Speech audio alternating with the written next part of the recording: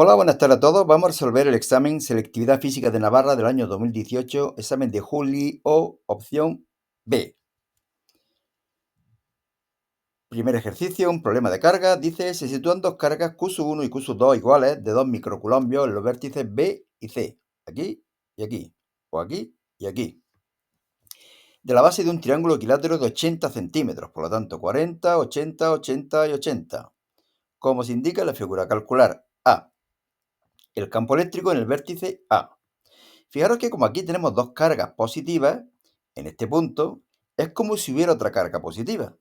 ¿Hacia dónde se movería? Hacia acá y hacia acá. Eso nos da los sentidos y las direcciones de los campos eléctricos.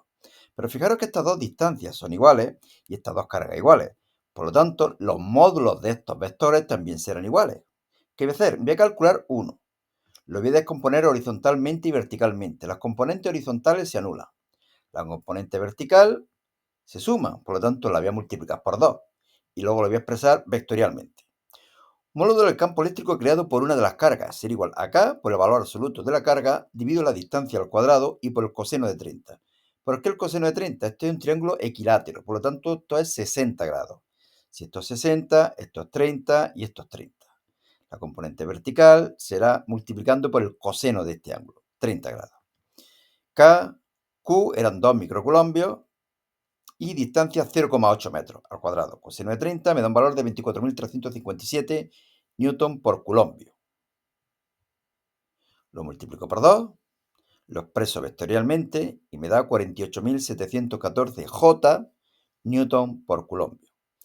B. Trabajo que realiza el campo eléctrico al mover. Bueno, el trabajo que realiza el campo siempre es menos incremento de energía potencial. Al mover una carga de 3 nanoculombios, por lo tanto positiva, desde A hasta D. Desde A hasta D. Fijaros que el campo no va a realizar un trabajo, por lo tanto me va a salir un valor negativo, el trabajo realizado por el campo. ¿Por qué? Pues porque esta carga no tiende a acercarse hacia acá. Todas las cargas son positivas, lo que tiende a alejarse. Por lo tanto, el campo intentaría que esa carga se alejara. Yo tendré que realizar un trabajo externo para atraer la carga hasta aquí. Por lo tanto, el trabajo realizado por el campo va a ser negativo y el trabajo que yo tendría que realizar tendrá que ser positivo. Aquí lo vemos. ¿Veis cómo el trabajo negativo? Bueno, yo lo que hago es calcular el potencial en el punto A y en el punto D. Principio de superposición. Potencial creado en un punto será igual a la suma de los potenciales creados por cada una de las dos cargas. Saca un factor común K y sería KQ1R1, KQ2R2. K multiplico por 2, puesto que estas son iguales. 2 por el valor de la carga, 2 microculombios y distancia 0,8. Me da 45.000 julios por culombio. Ahora lo traigo hacia el punto central del segmento que une las cargas Q1 y Q2. La distancia es 0,4. Todo lo demás igual. Por lo tanto, si divido entre un número más pequeño, me saldrá más grande, el doble, 90.000 julios por culombio. Y ahora, lo que decíamos, el trabajo efectuado por el campo siempre es menos incremento de energía potencial. Menos Q, la carga que vamos a trasladar, que era positiva, por incremento de potencial eléctrico. Menos Q por potencial final menos potencial inicial. Desde A hasta D, final e inicial. Menos carga 3 nanoculombios, 90.000 menos 45.000 me da un valor de menos 1,35 por 10 elevado a menos 4 julios.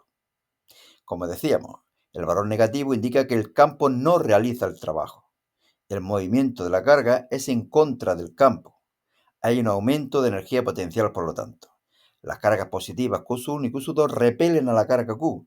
Por lo tanto, es necesario un aporte energético externo para acercar la carga Q a las cargas Q1 y Q2. Y algo parecido a cuando elevamos un cuerpo en contra del campo gravitatorio. El campo gravitatorio no trae el cuerpo, no lo eleva, mejor dicho, no lo eleva de una forma espontánea, sino que tenemos que realizar un trabajo para elevar un cuerpo en la superficie terrestre. Bueno, mucho rollo aquí, ¿no? Ahí lo tenéis, podéis leerlo y yo sigo. 2.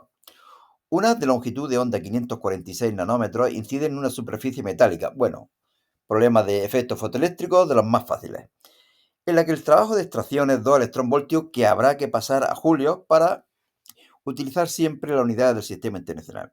Calcular la energía de los fotones incidentes. Yo no lo sé cuánto valdrá este apartado.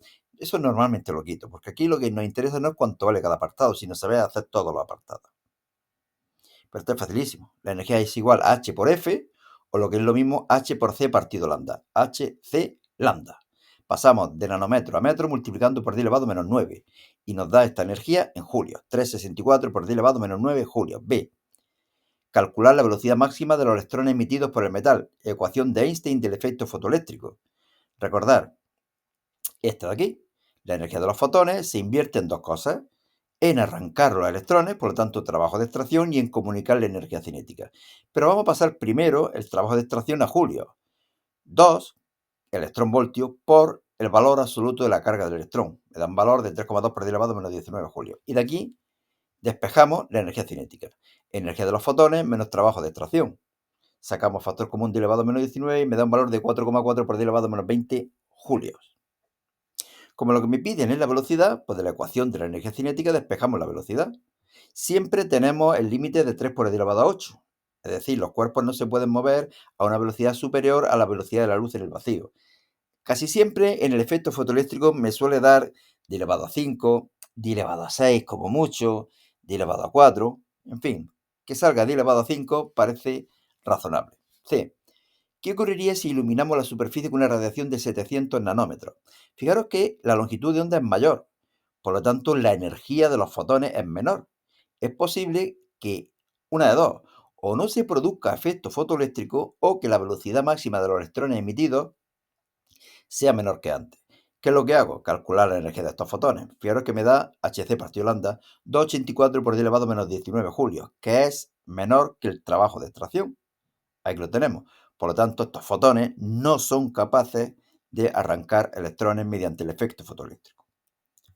Tercera, como muchas veces hay dos apartados. Apartado A teórico, que no lo voy a comentar, ahí lo tenéis. Dice que expliquemos el fenómeno de la reflexión total, indicando en qué situaciones se puede producir ángulo límite y describir una aplicación de este fenómeno. Bueno, la fibra óptica, explicamos cómo se calcula el ángulo límite, cuándo se puede producir. Y ya digo que aquí tenemos tres casos, ¿no? Cuando el ángulo es menor que el ángulo límite, se refracta. Cuando es igual que el ángulo límite, el ángulo de refracción es 90 grados. Y cuando es mayor que el ángulo límite, se refleja totalmente. Bueno, ya digo que podéis parar el vídeo y leerlo. Yo paso al siguiente apartado, un problemilla, que como veis es bastante fácil. Todos estos problemas suelen ser bastante fáciles. Un rayo de luz incide desde el aire en una placa plano-paralela de vidrio, esta de aquí, con un ángulo de incidencia de 30 grados. Este ángulo es 30, por lo tanto el de reflexión también es 30. El rayo refractado, este de aquí, forma un ángulo de 130 grados con el rayo reflejado, con este de aquí. Bueno, si esto es 130 y esto es 30, evidentemente este de aquí será 180 menos 30 menos 130, que es 20 grados. Eso sencillamente por geometría. Nos piden que calculemos el índice de refracción del vidrio y la velocidad de propagación de la luz en el mismo. Lo único que tenemos que hacer es aplicar la segunda ley de Snell de la refracción. Recordar, seno de I, seno de R, n del segundo medio, n del primer medio. Despejamos el índice de refracción del vidrio, que es el segundo medio, lo conozco todo, sustituyo, calculo, yo tengo un valor de 1,46. De nuevo, siempre pensar en resultados razonables. Índice de refracción de cualquier medio siempre superior a 1, menos el aire o el vacío, que es 1. Siempre suele estar en 1 y pico. Lo normal es 1,3, 1,4, 1,5, 1,6. Algunas veces pasa de 2. El diamante creo que era 2,3 o 2,4 por ahí, pero es muy raro. Lo normal, 1 y pico. Velocidad de la luz en el vidrio. Pues nos fijamos en esto. El índice de refracción, por definición, es el cociente entre la velocidad de la luz en el vacío y la velocidad de la luz en ese medio.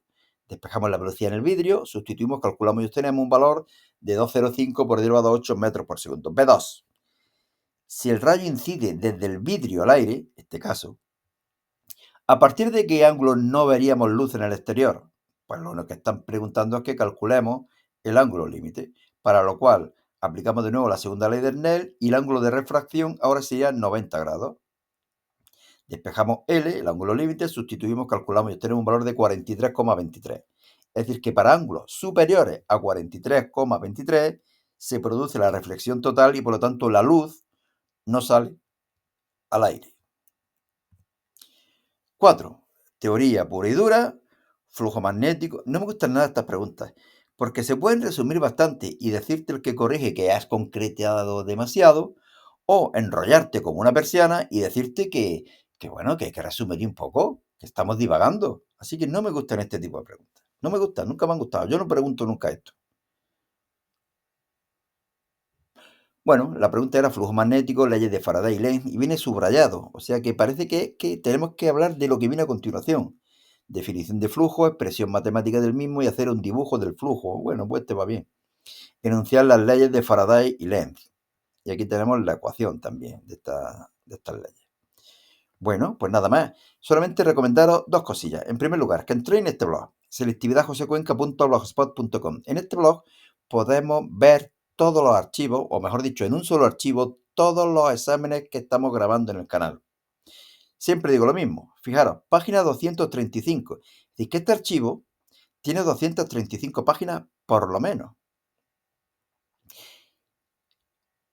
Y en ese solo archivo están todos los exámenes de física de Navarra desde el año 2017 hasta el año 2024 por ahora. Yo espero llegar hasta el año 2087. Ya veremos cómo llego. Y este otro blog de relatos, josefernandocuenca.blogspot.com. En este blog he puesto o he incluido algunos de los relatos que han ganado premios en algunos concursos que he participado. Son cortos, son fáciles de leer. Así que nada, suerte y hasta otra.